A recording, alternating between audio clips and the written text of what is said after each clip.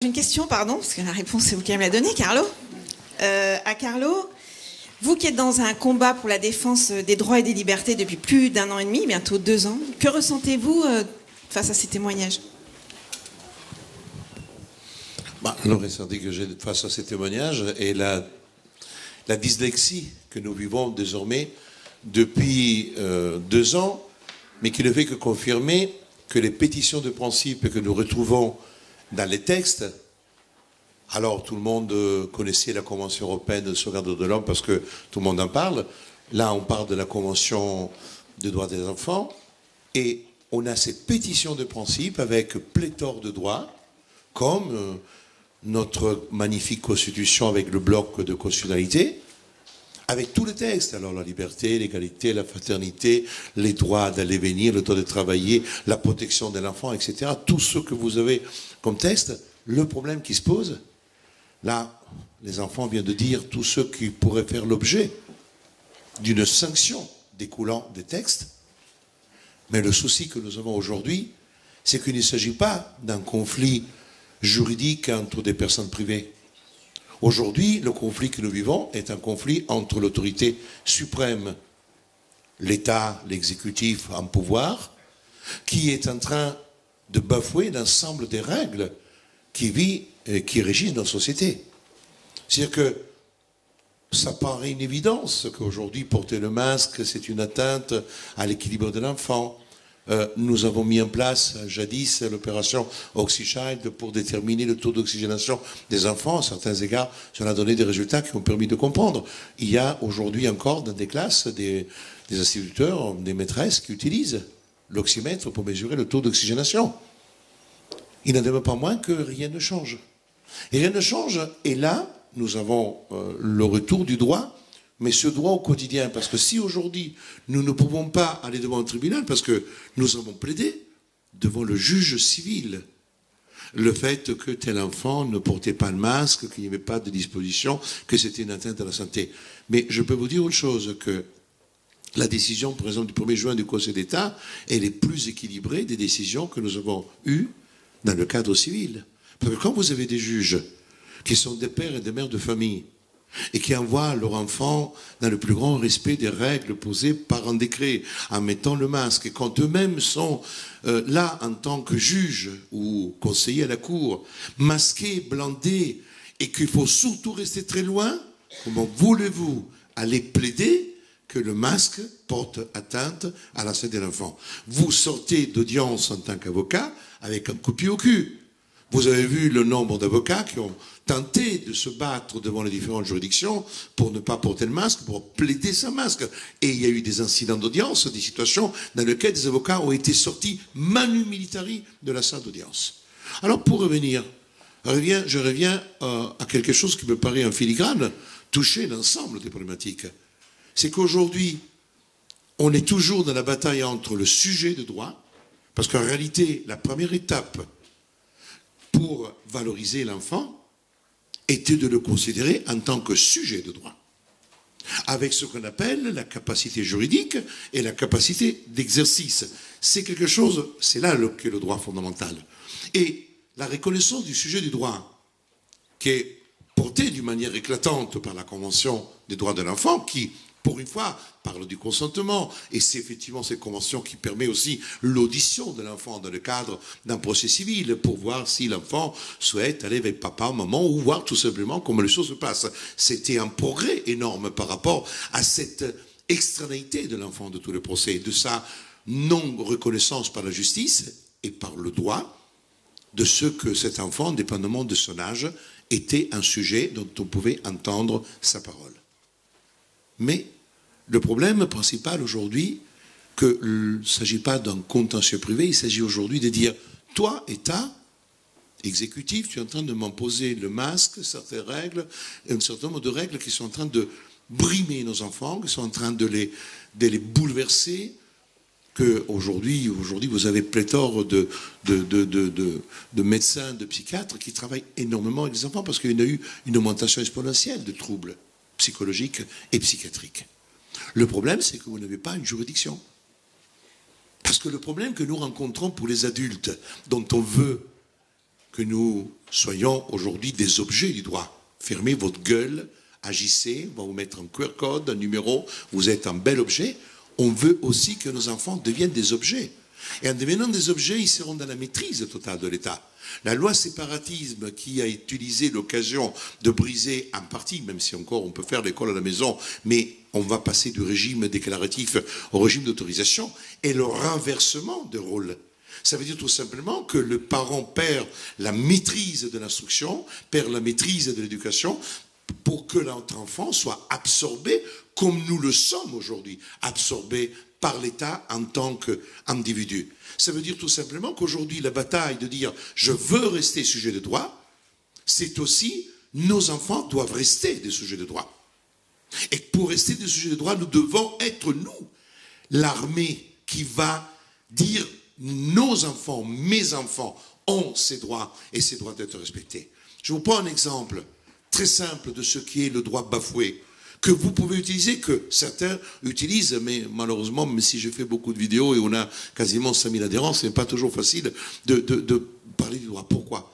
Parce que quand vous prenez une maîtresse qui dit « si tu ne remontes pas le masque, tu vas voir un blâme sur le cahier », c'est écrit où? Quand un enfant est sanctionné parce qu'il porte le masque sous le nez, c'est écrit où la sanction? Parce que la règle, c'est que s'il y a droit disciplinaire, il faut qu'il y ait une règle. Le droit disciplinaire suit le droit pénal. Ça veut dire que nullum crimen sine lege, il n'y a pas de crime s'il n'y a pas la loi. Ça veut dire tout simplement que je veux savoir que ce texte, ce n'est pas parce qu'il y a un décret qui impose à l'article 36 le port du masque pour les enfants dans les écoles que ce texte implique une sanction. Il n'y a pas de sanction. Dans le décret, il n'y a pas de sanction. Dans le protocole sanitaire, qui n'a aucune valeur juridique, rappel, Conseil d'État qui a confirmé ce que nous avons répété en tant qu'avocat, en tant que juriste, en tant qu'association, que le protocole n'a aucune valeur juridique. Décision du 1er juin 2021, dans lequel, effectivement, le Conseil d'État le rappelle. Et on continue à appliquer le protocole sanitaire. Et le protocole sanitaire qui nous fixe situation rose, situation blanche, situation verte, etc. Et vous allez chercher, demander, quand vous avez demandé. Vous êtes entré dans les écoles aujourd'hui avec votre association magnifique. Demandez la copie des règlements antérieurs. Demandez la copie de tout le règlement dans les écoles. Trouvez-moi à l'intérieur du règlement antérieur la question du port du masque inscrite avec les sanctions qui découlent avec différents types de sanctions. C'est l'ordonnance sur le circulaire de 1994 qui rappelle de manière très claire, c'est le circulaire réglementaire, le mécanisme de fonctionnement. C'est ça faire du droit. Des fois, on va chercher trop loin. Tu peux aller crier et lire tous les textes de la Convention des droits de l'enfant, tu vas pisser dans un violon. Par contre, tu arrives et tu dis, donnez-moi un règlement et dites-moi quelle est la sanction que vous avez prononcée à mon compte de mon enfant. Et vous les foutez dans la merde. Parce que c'est ça. C'est ça. C'est ça, faire du droit. Utiliser chaque chose qui permet de contrer. Mais quand on fait du droit, en réalité, on ne fait pas du positivisme légaliste. On ne fait que faire appel aux principes fondamentaux qui servent à régir le droit. Parce que parmi le droit, il y a les lois et les textes. Mais tout n'est pas contenu dans les lois et les textes. Il y a un agencement, comme je le disais tout à l'heure, harmonieux ou désharmonieux parfois des dispositions. Or, le décret du 2 juin, qui est celui qui régit actuellement toutes les règles, est un décret, effectivement, qui comporte maintes illégalités. Quand vous avez des enfants qui font du sport avec le masque, là, il n'y a même pas besoin, c'est l'article 44 qui dit de manière très claire, hors le sport, hors les activités physiques, le port du masque, donc, en dehors des activités physiques, on ne porte pas le masque en activité physique. Et combien de fois j'ai dû intervenir, faire des courriers recommandés, mettre en demeure des écoles, parce que les professeurs, même en éducation physique, faisant faire l'activité physique avec le masque. Donc le masque reste encore aujourd'hui, et nous avons encore du travail. Donc c'est pour cette raison que parler des conventions, c'est magnifique, mais ça reste des pétitions inscrites sur le fronton du palais comme liberté, égalité, fraternité. Aujourd'hui, c'est plutôt du droit au quotidien, c'est plutôt du droit pour se battre contre les petits chefs, contre l'hôtesse d'accueil d'un restaurant qui ne vous dit même pas bonjour en tant que sujet de droit, mais qui vous dit QR code. Et tu dis, va te faire foutre. Tu as envie de répondre comme ça. Mais c'est bien le signe d'une forme de matérialisation, numérisation de l'être humain. Parce qu'à un moment, quand on arrive, moi je travaillais dans la restauration quand je fais mes études de droit, on m'avait appris, bonjour madame, bonjour monsieur, deux couverts, je vous en prie, prenez un petit apéritif en attendant pour gagner du temps parce qu'on était dans la merde. Ben voilà. Mais c'est exactement ça, je l'ai fait pendant des années et je n'ai aucun regret parce que c'est comme ça que j'ai connu le monde de la restauration, de l'hôtellerie et jusqu'à ma licence, je travaillais la nuit dans les restaurants et le jour j'allais à la fac. Mais j'ai appris énormément, mais aujourd'hui, moi j'arrive, la première chose qu'on me dit, vous avez votre passe sanitaire? D'abord je dis bonjour, après je lui dis, ah, et vous présentez-moi le registre dans lequel vous avez la délégation pour contrôler mon passe. Terrassé. Terrassé parce que il n'y a pas de présomption, il doit prouver qu'elle est mandatée pour contrôler. Je fais un exemple. Et ainsi de suite. Ça veut dire tout simplement que le travail du droit au quotidien, c'est vraiment donner les outils sans aller besoin. Parce que je n'ai pas fait beaucoup de procès. Parce que je vous rappelle que la plupart des avocats, à part là, il y a la décision de notre frère Ludo qui a effectivement obtenu la suspension par le renvoi à la QPC au Conseil constitutionnel qui va statuer le 30 sur la question.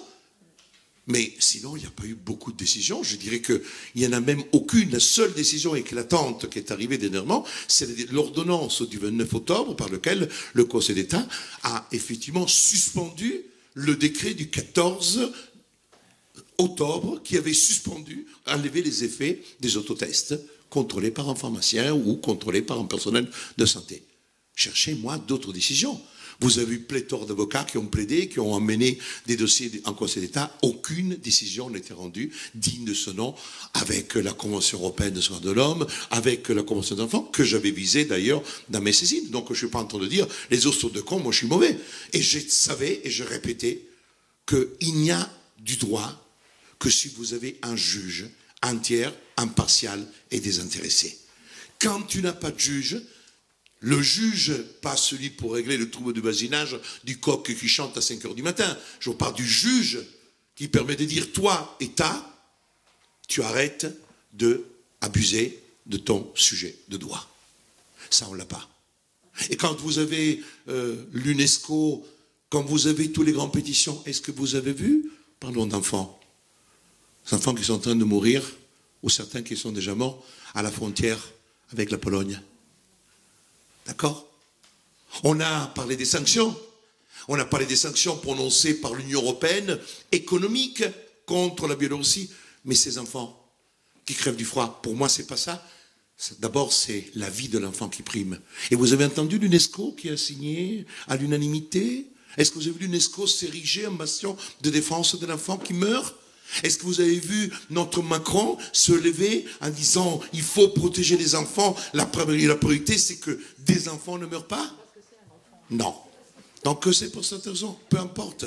Ce que je suis en train de vous dire, c'est qu'on a beau à dire ce qu'on veut, mais aujourd'hui on est en train de parler d'une convention magnifique. Le problème c'est qu'aujourd'hui, vous, moi, nous en tant que père et mère de nos enfants, nous avons des problèmes qui ne peuvent être résolus par ces conventions, ils doivent être résolus par notre travail, par notre rôle de parents, par ce rôle que nous devons avoir, parce que dans le code, à l'état de choses, c'est nous qui avons la responsabilité de nos enfants mineurs. C'est à nous, c'est que le problème, c'est que pendant des années, on a cru dans cet état bienveillant, et on a cru dans cet état bienveillant qui nous a, au fur et à mesure, dit, mais on va les aimer, tes enfants, on va les garder à l'éducation nationale, elles t'aiment. Et donc, on a baissé notre garde. Et effectivement, on a laissé faire.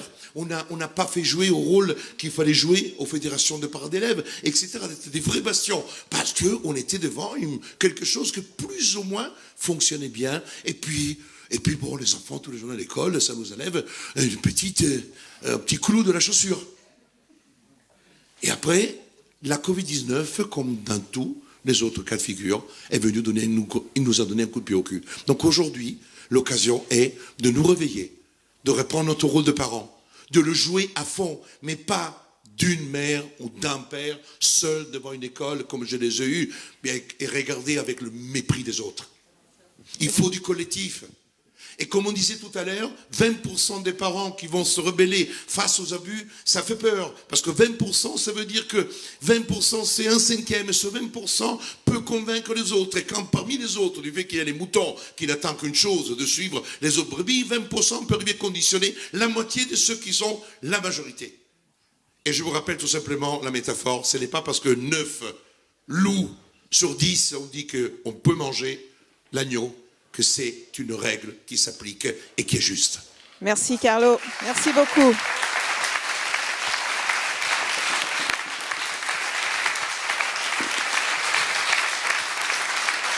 La loi